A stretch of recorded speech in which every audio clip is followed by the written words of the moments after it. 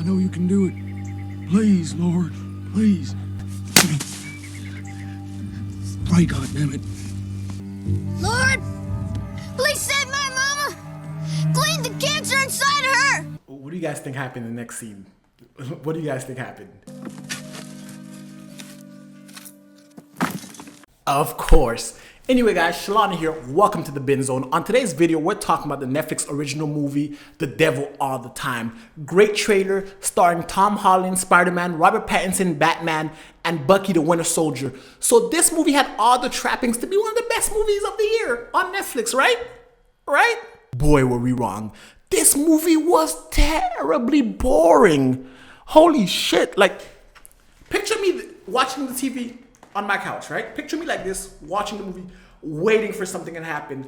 I'm watching it build up, and then we get to the end of the movie and it's over, and I'm like, it's been 2 hours.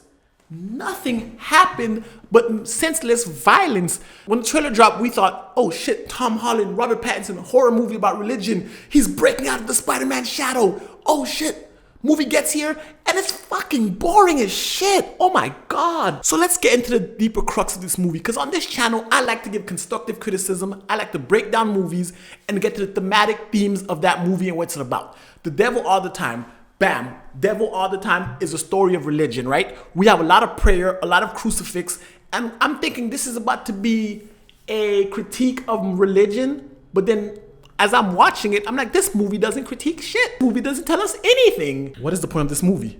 No, seriously, what is the point of this movie? If you want to tell me that this movie is about the fact that the devil all the time is human beings and we are the devil all the time, human beings are the devil themselves, there is no greater deity, there is no Lucifer Morningstar, it's just us being our own worst enemies to each other and being violent and gruesome to each other. Okay. Now that you've told us that, like, what? And the movie never answers that. There is no and.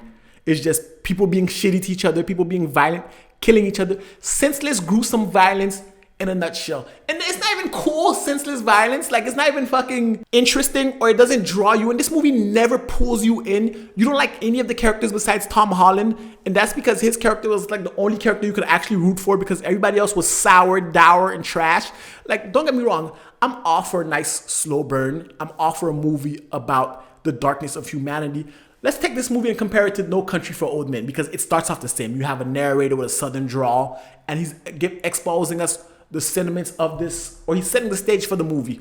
Okay, I'm like, okay, I'm getting very No Country for Old Men vibes. You have Bill Skarsgård, he shows up, he comes from World War II, he meets a woman, has a kid, the woman dies, he prays to God. When God doesn't answer him, he kills the dog as sacrifice, nothing happens, he kills himself, nothing happens. The kid moves across the country to his grandparents.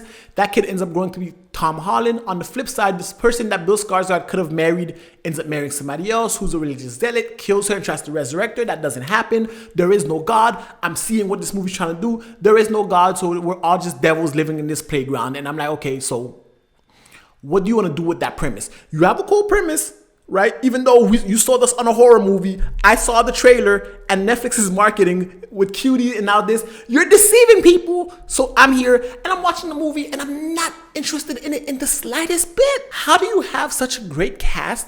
Like, if you go on Rotten Tomatoes and you look at all the other critiques, right? And you look at what they're talking about, this cast is great. The imagery is nice. No one's talking about the story. No one's talking about the themes. No one's talking about the overarching plot of this movie in the slightest. It's just great actors and a lot of gruesome violence. It doesn't challenge the notion of anything. It doesn't deconstruct religion.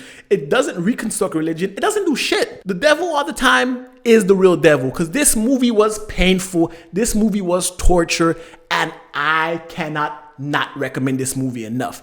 Do not watch this movie. If you have, I am very sorry for you. I really am. Like, my condolences, because my writer who saw the movie first said, this movie's boring. And I'm like, there's no way it's boring. Steven, there's no way. It's Tom Holland. It's Robert Pattinson. Let me get to Robert Pattinson's character.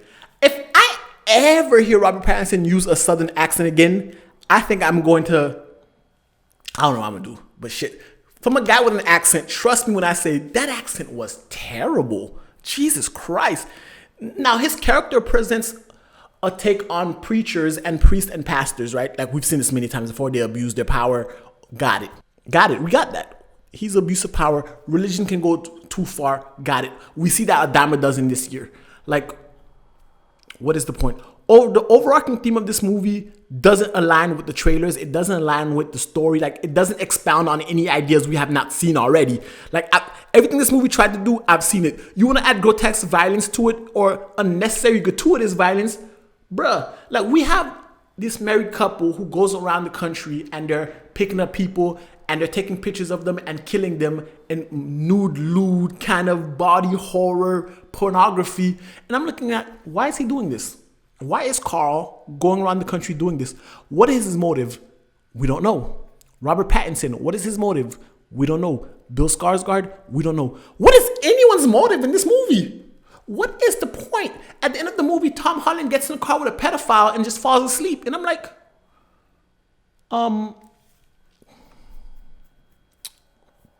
what happened? What was the point of me watching this? What is the director trying to tell us?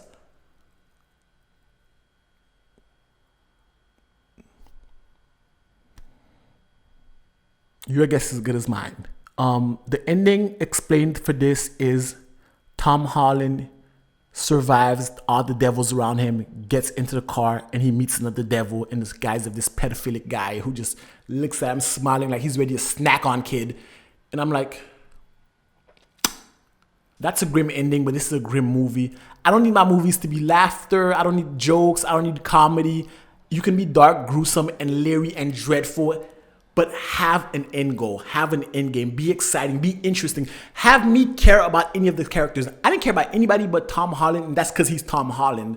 Like, I don't even want to, I'm out, guys. If you guys like this video, give it a thumbs up, hit the subscribe button. Until next time, binge on.